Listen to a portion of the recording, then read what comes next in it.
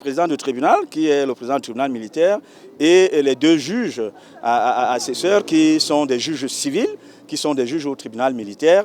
Je pense que le jeu était assez clair. Il n'empêchait à personne de parler. Dans un procès, la première des choses, c'est de laisser aux parties la latitude de s'exprimer. Et je pense qu'aujourd'hui, vous pouvez en témoigner.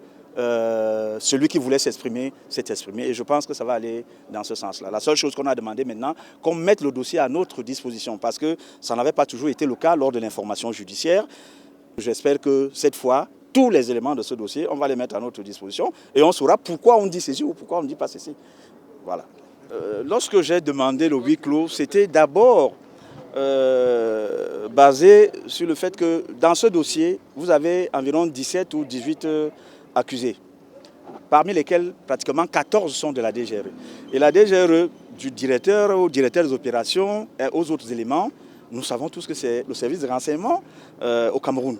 J'ai estimé que pour certaines déclarations, il fallait peut-être un huis clos partiel, c'est-à-dire que même si l'audience est publique, s'agissant de certaines déclarations, dans certains fonctionnements et autres, il fallait peut-être qu'on ait de la réserve.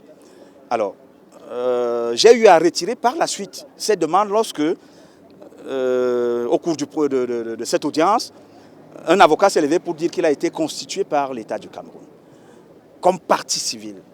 Et au-delà de cela, lorsque j'ai insisté, on nous a lu son mandat qui est signé du directeur de la DGRE. C'est-à-dire que c'est le directeur de la DGRE qui l'a constitué pour l'État du Cameroun. Ça veut dire à ce moment-là que j'ai quand même ressenti une cassure. C'est-à-dire ce que nous voulions protéger, en fait, n'avait plus lieu d'être protégé.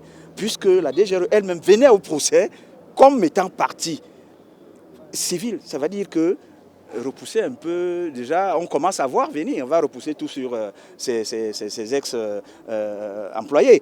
Donc, à ce moment-là, j'ai retiré ma demande. J'ai dit, bon, ma demande n'a plus lieu d'être. Si le tribunal veut, qu'il décide d'office d'un huis clos quand il jugera nécessaire. Mais pour moi, du moment où la DGRE vient à ce procès, pas pour soutenir les anciens éléments de la DGRE, mais contre les éléments de la DGRE, comme partie civile représentant l'État, à ce moment-là, les jeux sont faits, ils sont clairs. Tout le monde va défendre sa peau dans cette histoire. Et vous savez que ce dossier, il est allé un peu dans tous les sens dans les médias.